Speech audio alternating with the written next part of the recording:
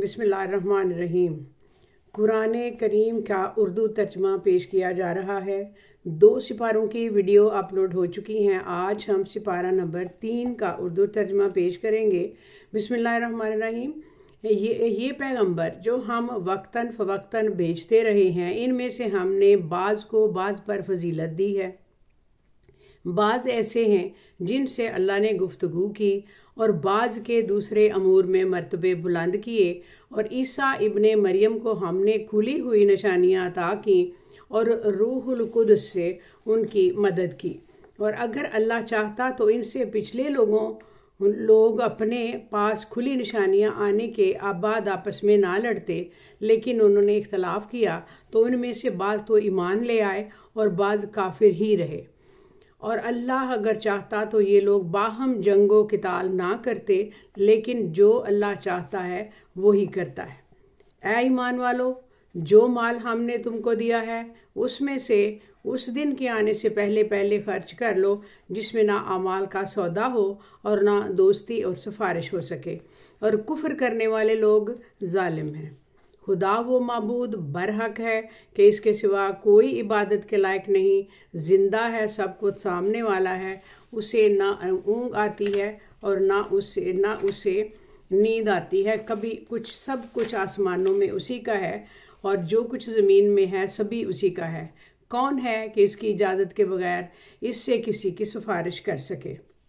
जो कुछ लोगों के रूबरू हो रहा है और जो कुछ उनके पीछे हो चुका है उसे सब मालूम है। और लोग इसकी मालूमात में से किसी चीज़ पर दस्तरस हासिल नहीं कर सकते।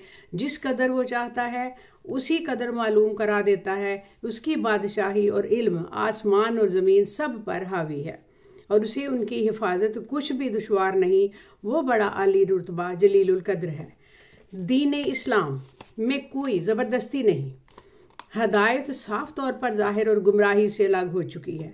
तो जो शख्स बुतों से एतकाद ना रखे और अल्लाह पर ईमान लाए, उसने ऐसी मजबूती से रस्सी हाथ में पकड़ ली है जो कभी टूटने वाली नहीं। और अल्लाह सब कुछ सुनता है, सब कुछ जानता है।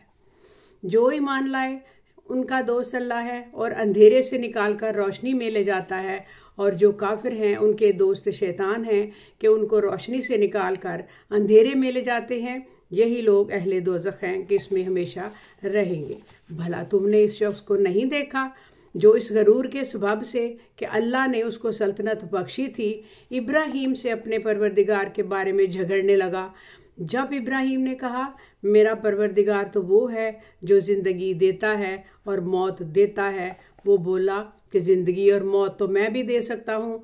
इब्राहीम ने कहा अल्लाह तो सूरज को मशरिक से निकालता है, आप उसे मगरिब से निकाल दीजिए। ये सुनकर वो काफिर हक्का बक्का रह गया और अल्लाह बेइंसाफों को हिदायत नहीं दिया करता।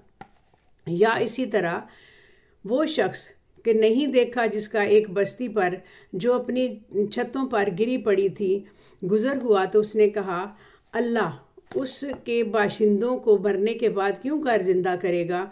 तो अल्लाह ने इसकी रूह कब्ज़ कर ली और 100 बरस तक उसको मुर्दा रखा। फिर उसको जला उठाया और पूछा तुम कितना अरसा मरे पड़े रहे हो। उसने जवाब दिया 1 दिन या इससे भी कम। अल्लाह ने फरमाया नहीं, 100 बरस मरे रहे हो। और अपने खाने पीने की चीज़ों को देखो कि इतनी मुद्दत में मुतलिक सड़ी बुसी नहीं। और अपने गधे को भी देखो जो मरा पड़ा है। गरज इन बातों से ये है कि हम तुम को लोगों के लिए अपनी कुदरत की निशानियां बनाएं। और हाँ, गधे की हड्डियों को देखो कि हम इनको किस तरह जोड़े देते हैं और इन पर किस तरह गोश्त व पोश चढ़ाते हैं। जब ये वाक़या तो इसके मुशाहिदे में आए तो बोल उठा मैं यकीन करता हूँ अल्लाह हर चीज़ पर कादिर है। और जब इब्राहीम ने अल्लाह से अर्ज़ किया कि ऐ परवरदिगार मुझे दिखा दो कि मुर्दों को क्यों कर ज़िंदा करेगा। ऐ अल्लाह ताला तू किस तरह मुर्दों को ज़िंदा करेगा। अल्लाह ने फरमाया क्या तुमने इस बात का यकीन नहीं किया।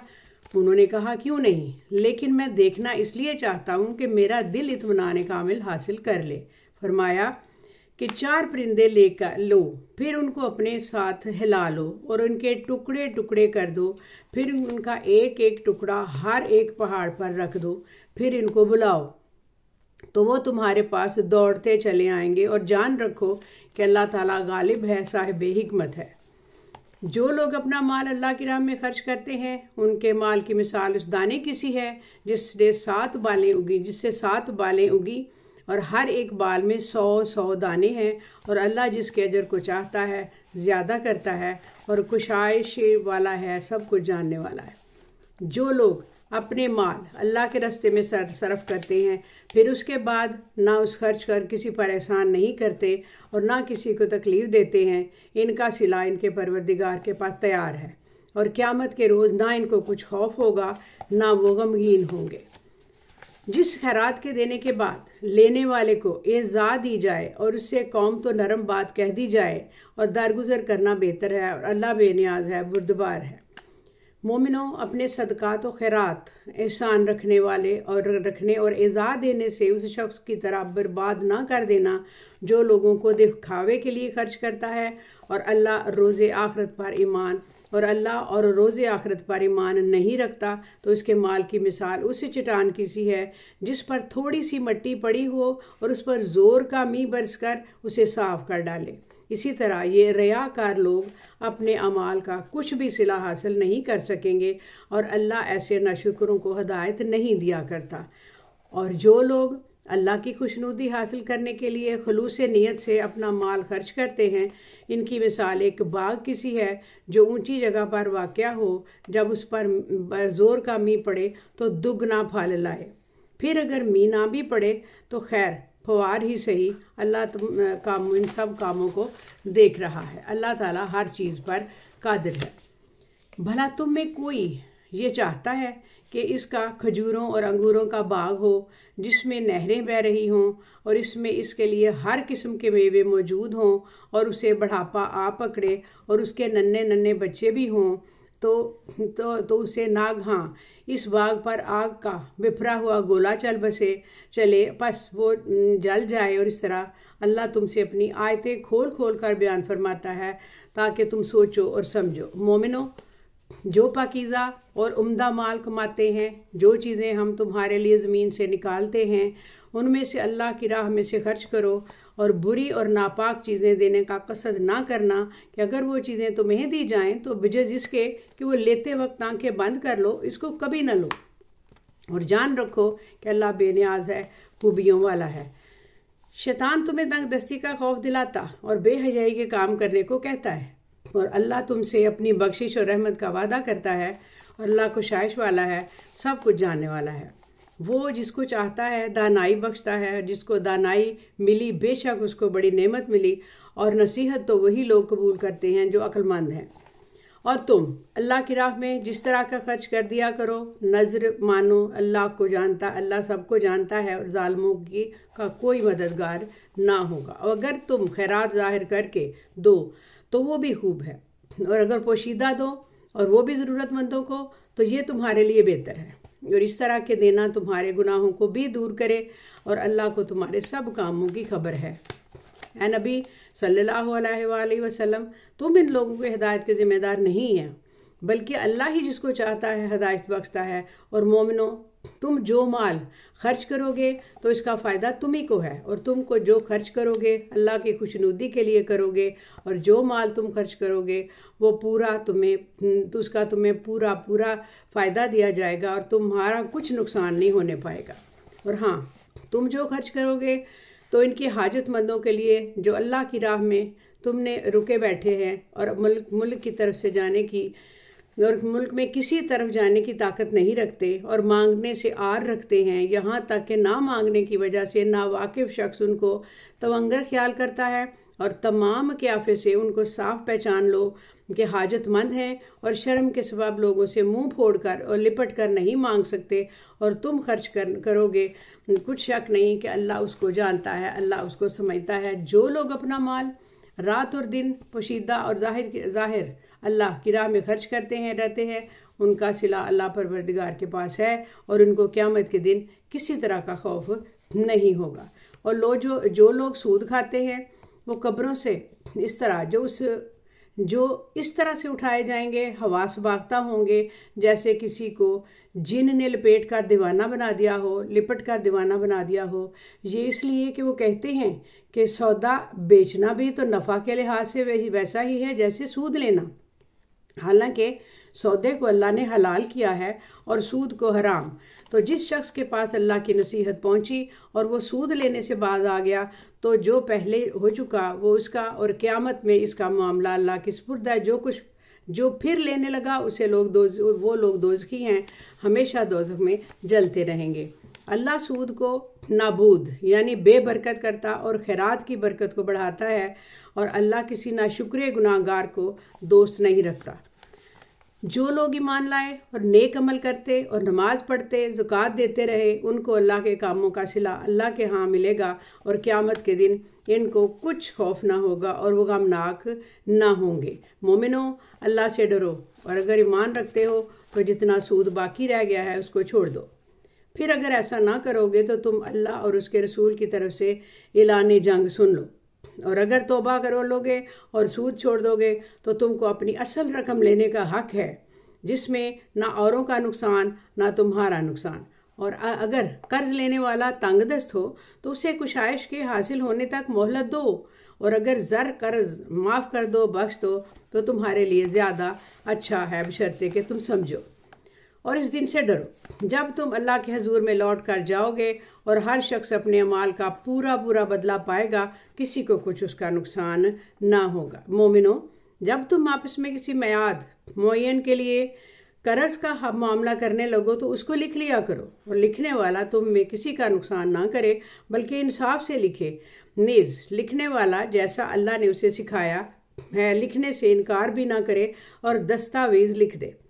और जो शख्स कर्ज ले वही दस्तावेज का मजमून बोलकर लिखवाए, और अल्लाह से इसका अजर मिलेगा, और अल्लाह ताला के खौफ से वो सब कुछ बराबर और सही तरह से लिखे, कुछ कम ना लिखे। और अगर कर्ज लेने वाला कम अकल या ज़ईफ़ हो या मजमून लिखवाने की काबिलियत ना रखता हो तो वो इसका वली हो, और वो इंसाफ के साथ मजमून लिखवाए। और अपने से 2 मर्दों को ऐसे मामले के लिए गवाह कर लिया करो, और अगर 2 मर्द ना हो तो 1 मर्द और 2 औरतें जिनको तुम गवाह पसंद करो काफ़ी हैं। अगर इनमें से एक भूल जाएगी तो दूसरी उसे याद दिला देगी। और जब गवाही के लिए तलब किए जाएं तो इनकार ना करें, और कर्ज थोड़ा ही या बहुत जैसा भी हो उससे दस्तावेज के लिखने लिखाने में सुस्ती ना करना। ये बात अल्लाह के नज़दीक नहायत करीने इंसाफ है, और शहादत के लिए भी ये दुरुस्त तरीका है कि इससे तुमको किसी तरह का शक व शुबा भी ना पड़ेगा। हाँ, अगर सौदा दस्त बदस्त हो जो तुम आपस में लेते देते हो, तो अगर ऐसे मामले की दस्तावेज ना लिखो तो कुछ तुम पर गुनाह नहीं। और जब खरीदो फरोख्त किया करो, मसलन ज़मीन जायदाद की भी गवाह कर लिया करो, और कातिब दस्तावेज और गवाह मामला करने वालों का किसी तरह का नुकसान ना करें। अगर तुम लोग ऐसा करो तो ये तुम्हारे लिए गुनाह की बात है।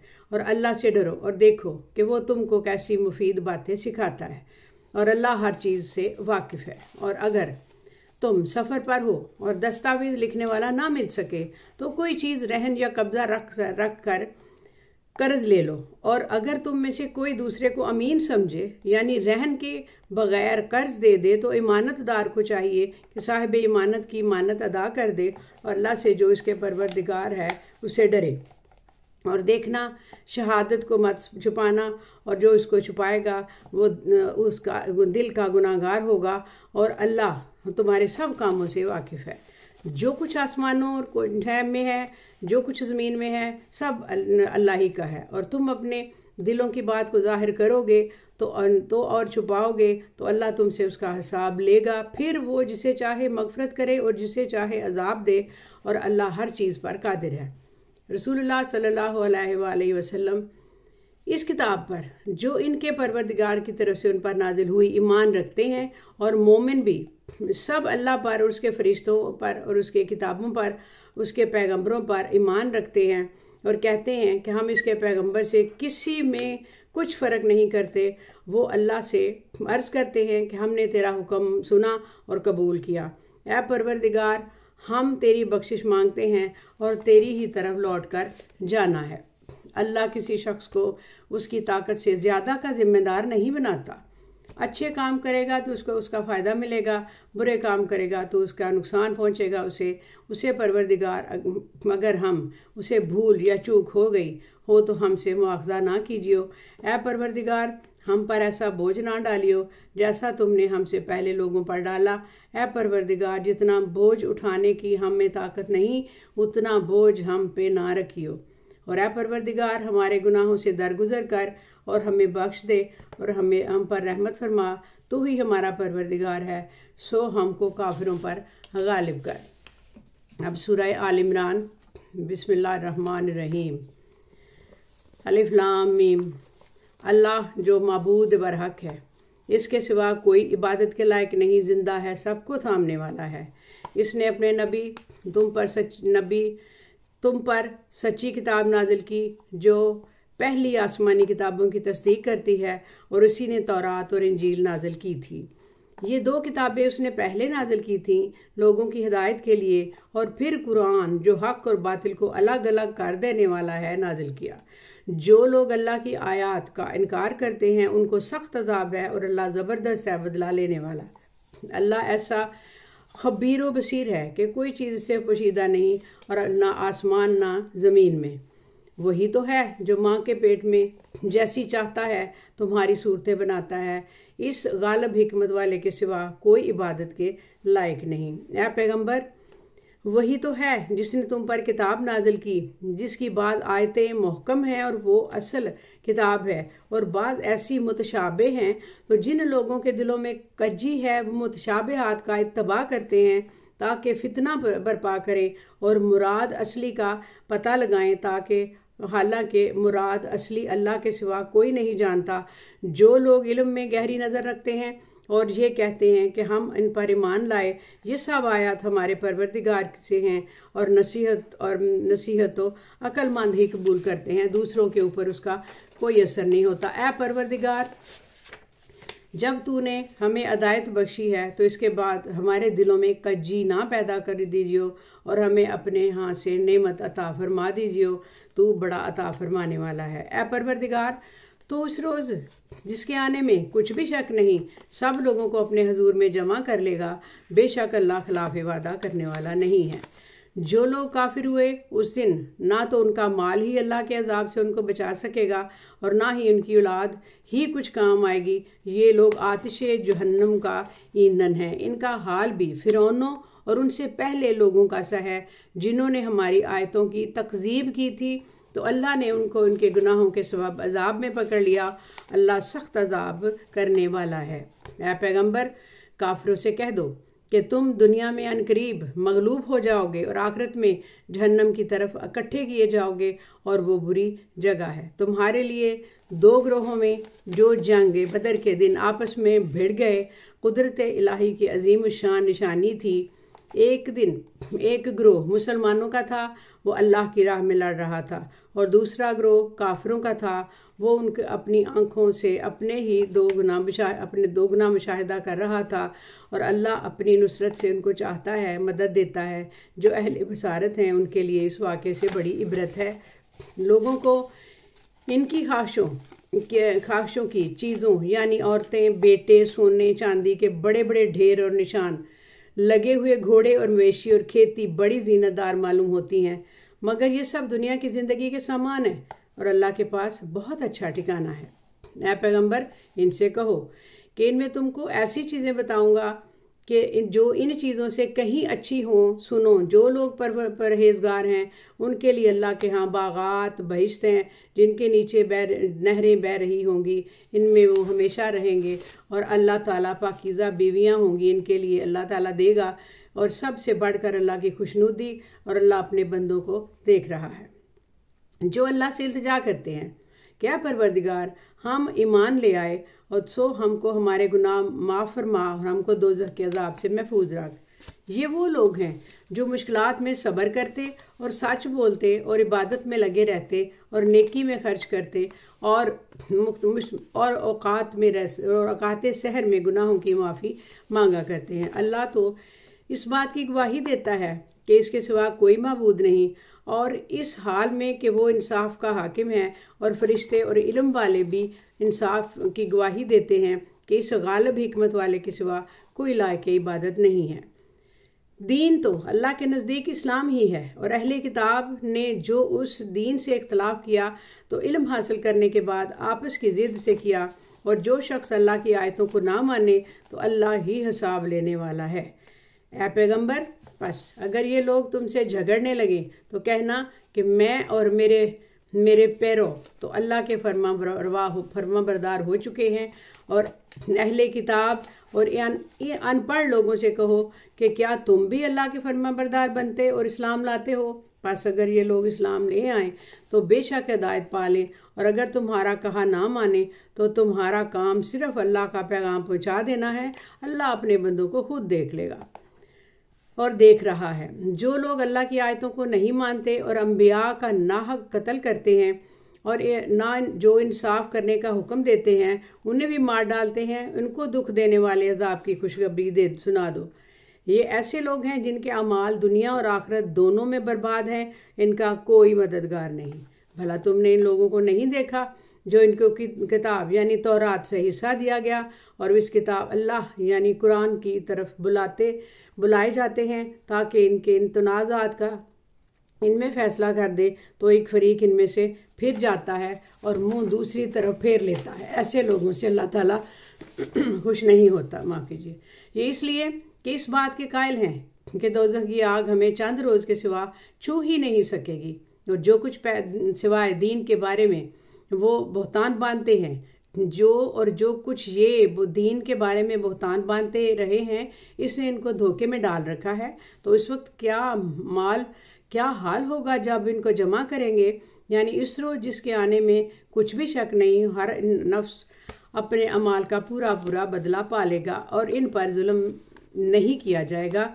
कहो ए अल्लाह, ए बादशाही के मालिक, तू जिसको चाहे बादशाही बख्शे और जिससे चाहे बादशाही छीन ले, और जिसको चाहे इज्जत दे, जिसको चाहे जलील करे। हर तरह की भलाई तेरे ही हाथ में, बेशक तू हर चीज़ पर कादिर है। तू ही रात को दिन में दाखिल करता है और तू ही दिन को रात में दाखिल करता है। तू ही बेजान में जानदार पैदा करता है और तू ही जानदार से बेजान पैदा करता है, और तू ही है जिसको चाहता है बेहिसाब रिज़्क़ बख्शता है। मोमिनों को चाहिए कि मोमिनों के सिवा काफिरों को दोस्त ना बनाएं, और जो ऐसा करेगा उससे अल्लाह का कुछ अहद नहीं। हाँ, अगर इस तरीके से तुम इनके शर से बचाव की सूरत पैदा करो तो मज़ायका नहीं, और अल्लाह तुमको अपने गज़ब से डराता है और अल्लाह ही की तरफ से तुमको लौट कर जाना है। ऐ पैगंबर, लोगों से कह दो कि कोई बात तुम अपने दिलों में छुपी हुई रखो या उसे जाहिर करो, अल्लाह उसको जानता है। जो कुछ आसमानों और जो कुछ ज़मीन में है उसको सब की खबर है, वो हर चीज़ पर कादिर है।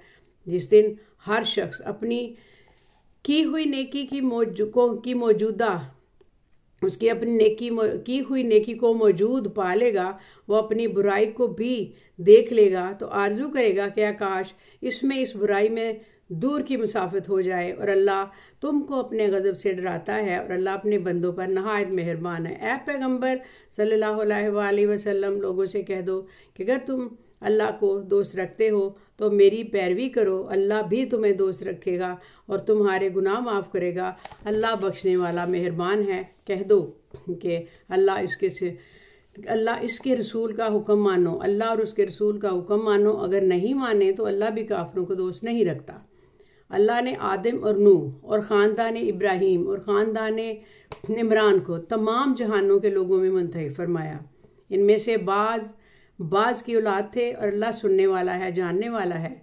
वो वक्त याद करो कि लायक है, याद करने के लायक है, जब इमरान की बीवी ने कहा, ए परवरदिगार, जो बच्चा मेरे पेट में है मैं इसको तेरी नज़र करती हूँ, इसे दुनिया के कामों में आज़ाद रखूँ, तू इसे मेरी तरफ से कबूल फरमा, तू सुनने वाला और जानने वाला है। फिर जब उनके यहाँ बच्चा पैदा हुआ तो कहने लगी, परवरदिगार, मेरे तो लड़की हुई है, जबकि अल्लाह खूब जानता था जो इनके यहाँ विलादत हुई थी वो ना होता लड़का मानिंद इस लड़की के। और कहने लगी, मैंने इसका नाम मरियम रखा है और मैं उसको और उसकी औलाद को शैतान मरदूद से तेरी पनाह में देती हूँ। तो उसकी परवरदिगार ने उसकी पसंदीदगी के साथ कबूल फरमाया और उसे अच्छी तरह परवरिश किया और जकरिया को उसका कफील बनाया। जकरिया जब कभी इबादतगाह में उसके पास जाते तो उसके पास खाना पाते। ये कैफियत देखकर एक दिन मरियम से पूछने लगे, मरियम ये खाना तुम्हारे पास कहाँ से आता है? वो बोली, अल्लाह के यहाँ से आता है। बेशक अल्लाह जिसे चाहता है बेहिसाब रिज्क देता है। उस वक्त जकरिया ने अपने परवरदिगार को पुकारा, अर्ज की कि परवरदिगार मुझे अपनी तरफ से औलाद साले अता फरमा, तू बेशक दुआ सुनने वाला है। चुनाचे अभी इबादत में गाह में खड़े नमाज ही पढ़ रहे थे कि फरिश्तों ने आवाज़ दी कि जकरिया अल्लाह तुम्हें याह्या की बशारत देता है, और जो कलमा तुल्ला यानी जैसे कि तस्दीक करेंगे और सरदार होंगे और औरतों से रगबत ना रखने वाले और एक पैगंबर यानी नेकोकारों में होंगे। जकरिया ने कहा, है परवरदिगार मेरे पास लड़का क्यों कर पैदा होगा? मैं तो बुढ़ा हूँ और मेरी बीवी बांझ है। फरमाया कि इस बात को अल्लाह बेहतर जानता है, अल्लाह सब जो चाहता है करता है। जकरिया ने कहा कि परवरदिगार मेरे लिए कोई निशानी मुकर्रर फरमा दे। फरमाया, निशानी ये है कि तुम लोगों से 3 दिन इशारे के सिवा बात ना कर सकोगे, तो इन दिनों में अपने परवरदिगार की कसरत से याद सुबह शाम इसकी तस्बीह किया करो। और जब फरिश्तों ने मरियम से कहा कि मरियम अल्लाह ने तुमको बरगजीदा किया है और तुम्हें पाक बनाया है और दुनिया जहान की औरतों में से तुमको मुंतखब किया है, ऐ मरियम अपने परवरदिगार की फर्मा बरदारी करना और सजदा करना और रुकू करने वालों के साथ रुकू करना। ऐ नबी जो बातें अखबार गैब में से हैं और हम तुम्हारे पास भेजते हैं, और जब वो बातें जो सब गायब में से हैं जो तो हम तुम्हारे पास भेजते हैं। और जब वो लोग अपने कलम बतौर कुर्रा डाल रहे थे कि मरियम का कफील कौन बनेगा, तो तुम इनके पास नहीं थे और ना इस वक्त ही इनके पास थे जब वो आपस में झगड़ रहे थे। वो वक्त भी याद करने के लायक है जब फरिश्तों ने मरियम से कहा, मरियम अल्लाह तुमको अपनी तरफ से एक कलमा की बिशारत देता है जिसका नाम मसीह और मशहूर ईसा इब्ने मरियम होगा और दुनिया और आखिरत में आबरूमंद और मुकर्रबीन में से होगा, और माँ की गोद में और बड़ी उम्र का होकर दोनों हालतों में लोगों से यकसां गुफ्तगू करेगा और नेकोकारों में होगा। मरियम ने कहा, ऐ परवरदिगार मेरे यहाँ बच्चा क्यों कर होगा? किसी इंसान ने मुझे हाथ तो लगाया नहीं। फरमाया, अल्लाह इसी तरह जो चाहता है पैदा करता है, जो चाहता है पैदा करता है। जब वो कोई काम करना चाहता है तो इरशाद फरमाता है कि हो जा, तो वो हो जाता है, और वो इससे किताब व हिकमत और तौरात और इंजील का इल्म अता करेगा। और ईसा बनी इसराइल की तरफ पैगंबर होकर जाएंगे और कहेंगे कि मैं तुम्हारे पास तुम्हारे परवरदिगार की तरफ से निशानी लेकर आया हूँ, और वो ये कि तुम्हारे सामने मट्टी से परिंदे की सूरत बनाता हूँ, फिर इसमें जान डालता हूँ, फिर इसको फूंक मारता हूँ तो अल्लाह उसके हुक्म से सचमुच परिंदा हो जाता है, और पैदाइशी अंधे और अब्रस को तंदुरुस्त कर देता हूँ, और अल्लाह के हुक्म से मुर्दों को जिंदा कर देता हूँ, और जो कुछ तुम खाते हो खा कर आते हो, जो अपने घरों में जमा रखते हो, सब तुमको बता देता हूँ, और अगर तुम साहिब ईमान हो तो इन बातों में तुम्हारे लिए निशानी है।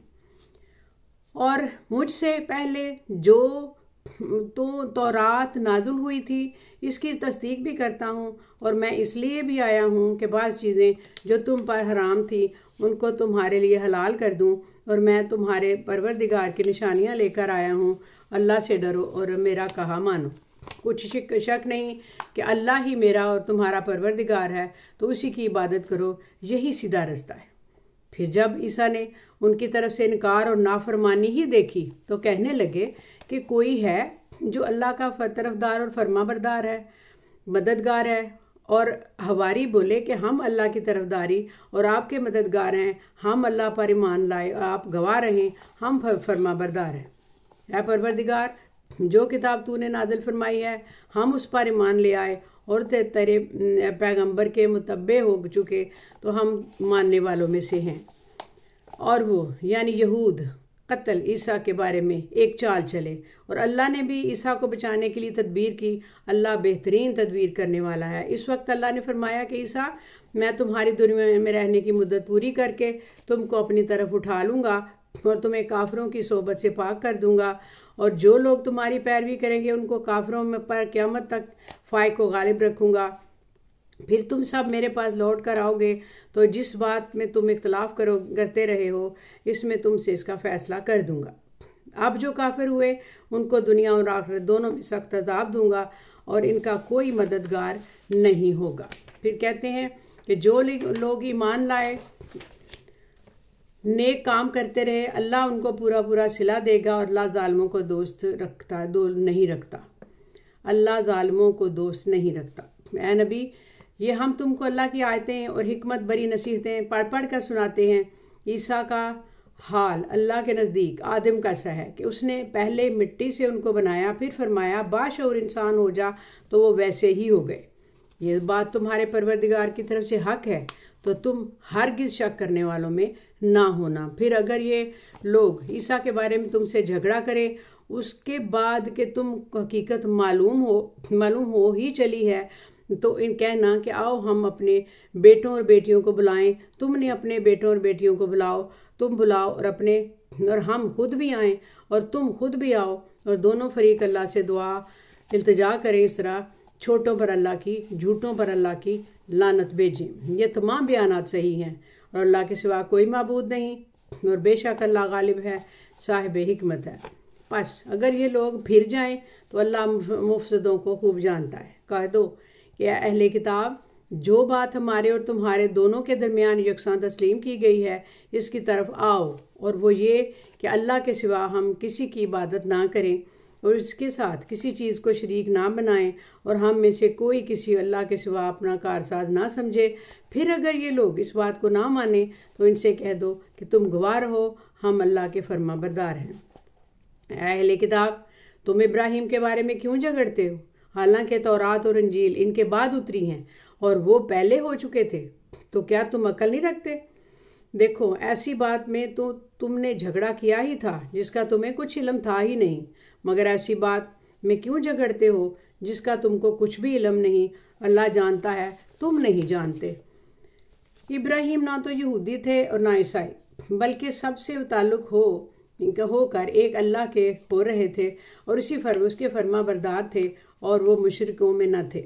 इब्राहिम से ज़्यादा कुर्ब रखने वाले तो वो लोग हैं जो इनकी पैरवी करते रहे, और ये पैगंबर आखिरुज़्ज़मान सल्लल्लाहु अलैहि वसल्लम और वो लोग जो ईमान लाए और अल्लाह मोमिनों का कारसाज है। अहले इस्लाम, बाज़े अहले किताब इस बात की ख्वाहिश रखते हैं कि किस तरह तुमको गुमराह कर दें, हालांकि ये तुमको क्या गुमराह करेंगे, अपने आप को ही गुमराह कर रहे हैं और नहीं जानते। अहले किताब, तुम अल्लाह की आयतों से क्यों इनकार करते हो और तुम तौरात को मानते तो हो? अहले किताब, तुम सच को झूठ के साथ खलत मलत क्यों करते हो और हक को क्यों छुपाते हो जबकि तुम जानते भी हो? अहले किताब, एक गिरोह अपने आदमियों से कहता है कि जो किताब मोमिनों पर नाजिल हुई है उस पर दिन के शुरू में तो ईमान ले आया करो और इसके आखिर में इनकार कर दिया करो, ताकि वो इस्लाम से बरगिश्ता हो जाएं, और अपने दीन के पैरों के सिवा किसी और की बात को यकीन ना कर लेना। ऐ पैगंबर, कह दो कि हिदायत तो अल्लाह ही की हिदायत है। वो ये भी कहते हैं कि ये भी ना मानना कि जो चीज़ तुमको मिली है वैसी किसी और को भी मिल सकती है, वरना तुम पर तुम्हारे रब के रूबरू हुज्जत कायम कर देंगे। ऐ पैगंबर, कह दो कि बुजुर्गी अल्लाह ही के हाथ में है, जिसे चाहता है देता है और अल्लाह कुशाइश वाला है, इल्म वाला है, और बाज अपनी रहमत से जिसको चाहता है खास कर लेता है। अल्लाह बड़े फजल का मालिक है। अहले किताब में से कोई तो ऐसा है कि अगर तुम इसके पास दिनारों का ढेर इमानत रख दो तो तुमको फौरन वापस दे दे, और कोई इस तरह से भी है कि अगर उसके पास 1 दिनार भी इमानत रखो तो जब तक उसके सर पर हर वक्त खड़े ना रहो तुम्हें दे ही नहीं। ये इसलिए कि वो कहते हैं कि उम्मियों के बारे में हमसे मुआवजा नहीं होगा। ये अल्लाह पर महज झूठ बोलते हैं और इस बात को जानते भी हैं। हाँ, क्यों नहीं। जो शख्स अपने इकरार को पूरा करे और परहेजगार बना रहे, अल्लाह भी परहेजगारों को दोस्त रखता है। जो लोग अल्लाह के इकरारों और अपनी कसमों को बेच डालते हैं और इनके इव्ज़ थोड़ी सी कीमत वसूल करते हैं, हासिल करते हैं, इनका आखिरत में कुछ हिस्सा नहीं। इनसे अल्लाह ना तो कलाम करेगा ना क़यामत के रोज़ उनकी तरफ देखेगा और ना इनको पाक करेगा, ना इनको दुख देने वाला अजाब होगा, ना इनको पाक रखेगा और इनको दुख देने वाला अजाब होगा। और इन अहले किताब में बात ऐसे हैं कि किताब यानी तौरात को ज़ुबान मरोड़ मरोड़ कर पढ़ते हैं ताकि तुम समझो कि जो कुछ वो पढ़ते हैं किताब में से है, हालांकि वो किताब में से नहीं होता, और कहते हैं कि वो अल्लाह की तरफ से नाजिल हुआ है, हालांकि वो अल्लाह की तरफ से नाजिल नहीं होता। अल्लाह पर झूठ बोलते हैं और ये बात जानते भी हैं। किसी आदमी को शायान नहीं कि अल्लाह उसे किताब और हुकूमत और नबूवत अता फरमाए, फिर वो लोगों से कहे कि अल्लाह को छोड़कर मेरे बंदे हो जाओ, बल्कि उसको यह कहना चाहिए कि अहले किताब तुम रुबानी हो जाओ, क्योंकि तुम किताब की तालीम भी देते हो, क्योंकि पढ़ते पढ़ाते रहते हो। और इसको भी ये भी ना कहना चाहिए कि तुम फरिश्तों और पैगम्बरों को माबूद बना लो, भला जब तुम मुसलमान हो चुके तो क्या तुम्हारे काफिर होने को कोई कुछ कहेगा, तुम्हें काफिर होने को कहेगा। और जब अल्लाह ने पैगम्बरों से अहद लिया कि जब मैं तुमको किताब और दानाई अता करूं, फिर तुम्हारे पास कोई पैगंबर आए जो तुम्हारी किताब की तस्दीक करे, तो तुम्हें ज़रूर इस पर ईमान लाना होगा और ज़रूर उसकी मदद करनी होगी। और अहद देने के बाद पूछा कि भला तुमने इकरार किया और इस इकरार पर मेरा ज़िम्मा लिया, यानी मुझे ज़ामिन ठहराया। इन्होंने कहा हाँ, हमने इकरार किया। फरमाया कि तुम इस अहद व पैमान के गवाह रहो और मैं भी तुम्हारे साथ गवाह हूँ। अब जो लोग इसके बाद फिर जाएं तो वही बदकिरदार हैं। फिर क्या, ये काफिर अल्लाह के दीन के सिवा किसी और दीन के तालिब हैं, हालांकि सब अहले आसमान और ज़मीन खुशी या नाखुशी से अल्लाह के फरमा बरदार हैं और इसी की तरफ लौट कर जाने वाले हैं।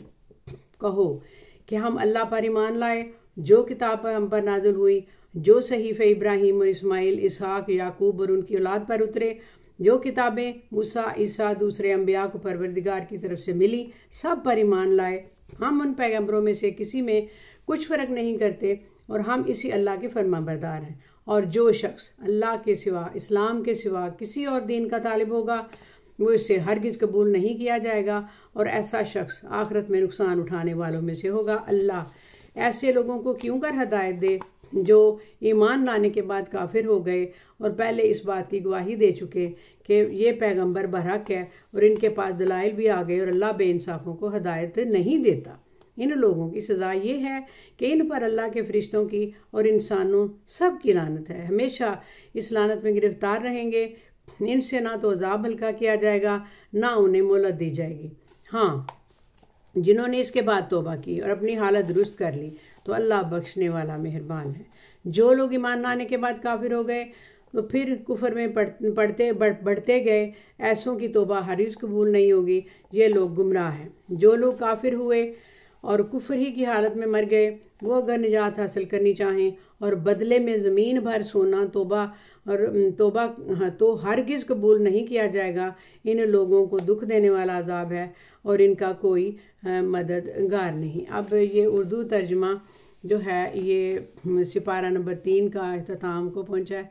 अगली वीडियो में हम सिपारा नंबर 4 का करेंगे, तर्जमा पेश करेंगे और इसको आप पढ़िए। अगर थोड़ी बहुत पढ़ने में गलती हो तो अल्लाह भी मुझे माफ़ करे, आप भी दरगुजर कीजिएगा और इसको ध्यान से सुनिए और अपने ख्यालात से ज़रूर नवाजिए। शुक्रिया। अस्सलाम वालेकुम।